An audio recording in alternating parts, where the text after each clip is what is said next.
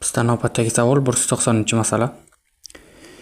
2,7 litr normal sharoitda karbonat angidridga qancha hajm vodorod sulfit qo'shilsa hosil bo'lgan aralashmaning o'rtacha molyar massasi 37 gram taqsim molga teng bo'ladi.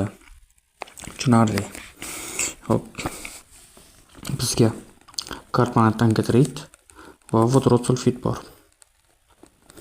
O'rtacha molyar massa bizga 37 gram taqsim mol. Tushunarli. Bizga karbonat angidridning miqdori berilgan. 2,7 xo'p 22,4 ga bo'lsak bizga mol miqdori kelib chiqadi. Bu hop barobar 0,12 ekan.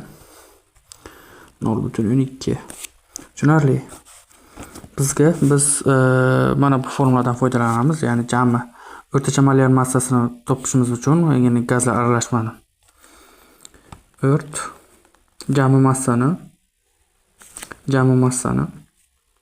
jami miqdorga bo'lish kerak edi. 37 bor bizga. 0,12 demak karbonat angidridning massasini topib olishimiz kerak. Birinchi 0,12 ni ko'paytiramiz 44 ga teng 5,28. 5,28 karbonat angidridning massasi plus vodorod sulfitning massasini bilmaymiz. Biz miqdorini x deymiz. 34 ko'paytiramiz x miqrashda, demak 0,12 plus x bo'ladi. Mana shu tenglamani ishlab olishimiz kerak bo'ladi. Mana shu tenglama. 37 ko'paytiramiz 0,12. 37 ko'paytiramiz 0,12. 4,44 ekan. 4,44 plus 37x teng 5,28 plus 34x. Ma'lumlar bir tomonga, noma'lumlar bir tomonga. Xo'p, bu yerda bizga 3x teng 5,28 dan 4,44 ketsa 6,84 ekan.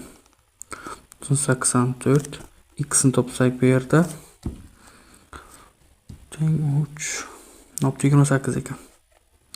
28 ekan. Ko'paytiramiz shuni 22,4 ga. Ya'ni bu yerda vodorod sulfitni hajmini so'ragan-ku. O'shaning uchun 22,4 ga ko'paytirsak teng